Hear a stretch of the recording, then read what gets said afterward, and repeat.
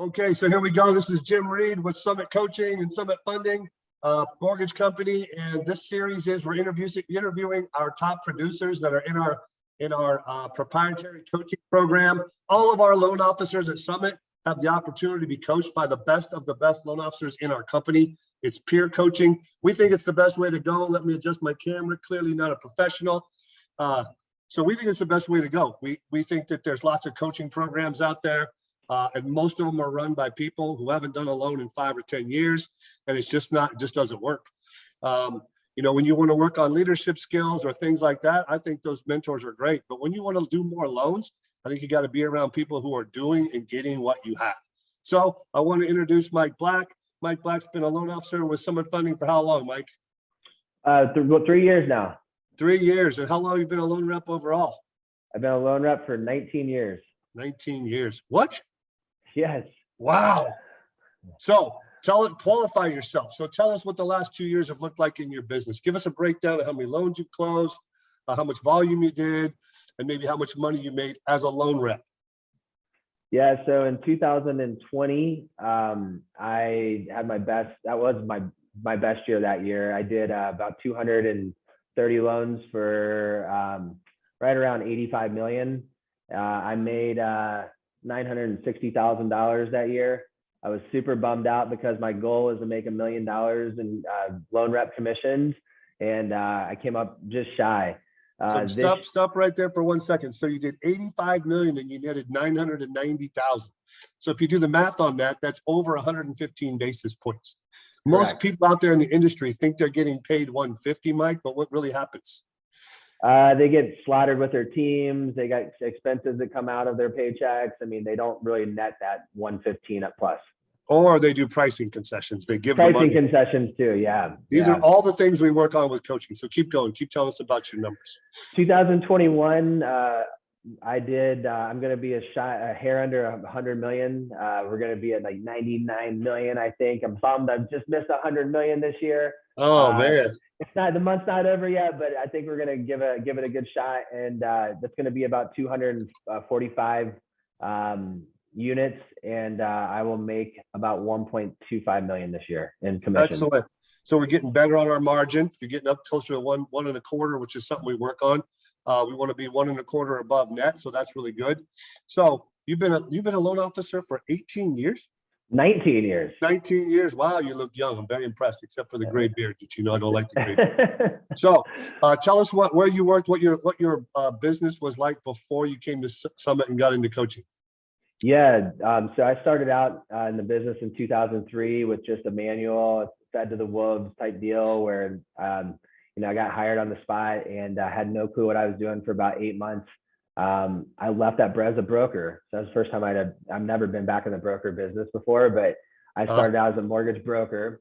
I got recruited by Bank of America in 2004 and went over to Bank of America for 8.5 years. It was a nice run. They were like up and coming here in the city. They had a lot of good products to offer, and I was new, so it was just what I knew.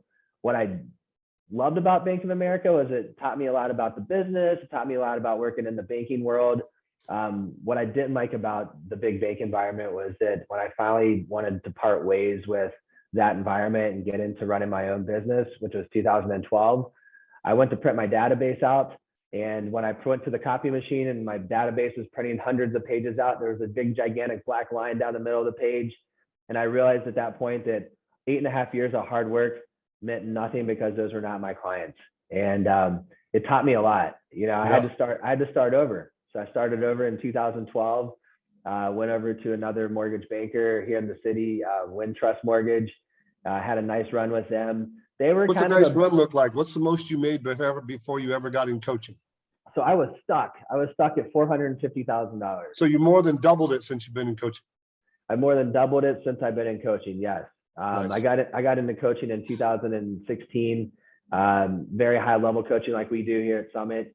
And I still maintain that coaching program with you and our group. And it's just been night and day difference on what it's done for my life. So when did you first get into coaching? So I started in coaching in January of 2016. And how much were you making? About 400 $50,000. So more than doubled. And when you were, and you know, I always say, Mike, there's a difference between a loan officer and originator. And I didn't know you were at Bank of America. You know, I think of Bank of America reps are kind of loan officers. And I think of us as originators, right? So Yeah. for me, the big difference is a loan officer takes care of clients who need a loan, and originator goes out and hunts and gets paid for it. And Yes. that's what we are at Summit, is we're a company for originators who want to build a team so they can do more loans, make more money, but also take better care of people. And so that's what our coaching is focused on. So tell me, in being in coaching, so that's how many years? So it's about 5.5 5 years. years. I've been in. Tell me some of the struggles you've had in being coached. So we jump into being coached. We're originator, we're loan officers or originators, and we got to listen to someone tell us what to do. And for a lot of people, they don't like that idea. You know, they want to be able to do what they want when they want. So tell us some struggles you've had with coaching and how you overcame them. Well, I think the biggest thing is just taking criticism. You know, I kind of had a big head, and I just didn't take criticism very well, and I kind of got defensive all the time. So I had to learn how to take constructive criticism better, and I had to learn how to have someone riding me all the time. Right? It's, you know, that piece, you have to be like, I guess they would say, surrendered to the process and surrendered to what your coach is trying to do for you. Everything has a purpose, right? And I didn't look at it that way initially. I was always very, very defensive, and I'm like, no, I've been doing it this way for so long. It's the right way. It wasn't the right way, right? Yeah. So just surrendering to that process and really just kind of being open-minded and doing whatever my coach told me to do helped my business out tremendously.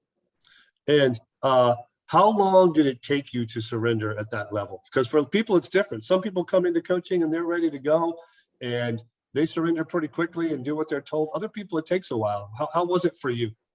It took me a while. I mean, so everybody has their reasons for getting into coaching, right? And so my reasons were not to go out and make $1 million a year initially. I was going through a really bad divorce.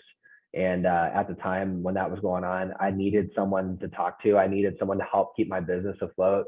I've seen a lot of my buddies go through divorces and they've turned into like the total train wrecks. And I didn't want to be that person. I wanted my business. I really wanted to pour all my anxiety and stress and everything else that a divorce brings in. I really wanted to dump that into my business. So in order to do that, I had to have someone hold me accountable and keep me on track. So that's why I did it initially. Wow. It had nothing to do with making $1 million a year initially. What snowballed out of it was, you know, I left my old team with a whole team that I worked for me. I left them at my old company. I went out and hired a brand new team. So coaching helped me really develop that team and get them up and running quickly. And then there were still some nuances there, but what it really did was it helped me keep my head on straight. It helped me keep my business afloat. And then it snowballed into, you know, why are you just good? Why are you not great? I don't understand what a disconnect is, because you can be great in this business and you don't see yourself as that. You just see yourself as good. And it really got my mind. It was a mind shift. Everything we do is a mind shift, right? Yeah. Yeah. So you really bring up really good points that I didn't even think about for this call, for this interview. You know, I've been in coaching for 19 years. When I started coaching, I was making $76,000. And I have made more than $1 million, more than 11 years in a row. And it's because of the things that you just talked about. Coaching for me is about a peer group of people that are like-minded and help me not fall. You know, it's like things you go through life and there's troubles. And when you have a group of people that you respect, that are in the same industry and understand the challenges, and they lift you up and they don't let you make the wrong terms, honestly, wow, that's the biggest value I've ever gotten out of coaching. Now, the money and building a team is awesome. We really focus on building teams, how to hire, how to interview. We do the 3 interviews, all 3 yeses before you can hire someone as a team member. We do the skills matrix on them to make sure that their personality fits the job they're going to get. And all those things, at the end of the day, what they really do for us, save us time and money so we can grow faster. It cracks me up, Mike. Like, I'll ask you a quick question. So don't get mad if you get it wrong. Ready? Yeah. How long does it take for a new loan partner to snap in? It's about 12 months. Nice. They can get seasoned in 6, but I mean, I'd say 12 months, they're really feeling good about their job. Nice. I like that answer. For me, I asked a bunch of people that have been peers and friends of mine that have been coaches for years, and we think it's 2 years for a team has to be together for 2 years before things get to feel a little easier. Right? A little easier. I agree. At 1 year, you're doing lots of loans, you're making good money and things are working out. But for it to start to feel like this is a family can take up to 2 years. And what I see, one of the biggest mistakes I see loan officers making in our industry is they go hire a loan partner or a loan production assistant, some people call them. They snap them in, they don't train them. They want them to pick it up. They don't understand why they don't learn it faster. They get frustrated. The person feels it and leaves, and they got to start all over again. And their whole career, they just keep rehiring and making the same mistakes. So for us in coaching, one of the things we focus on is the team. Because one of the hardest things to find is a guy like you, originator mentality, that are willing to go out and meet people they don't know, that needs a plan for how to get in front of them, and then needs team to support them. So I'm glad you brought that up. So I want to switch gears. I want to ask you, currently in today's market, well, actually, let me ask you this first. What was your percentage of refinance business in 2019? That's before rates went down. Rates went down. Before rates went down, I mean, we were probably 15, 20%. It wasn't a lot. Yep. And then how about in 2020? 2020, we were 35%. Only 35%. So you were 65% purchase. Yeah. That's awesome. Yeah. And how about last year? This 2021, we're about the same pace, 65, 35. That's kind of my model. I don't fish for refinances. It's when things like I have something to do, I'll go out and start calling refinances, or when I don't have anything to do. But my main focus and bread and butter in my business is purchase business with real estate agents. We really think in coaching that purchase business is what is more stable and more predictable. And to me, it's more fun.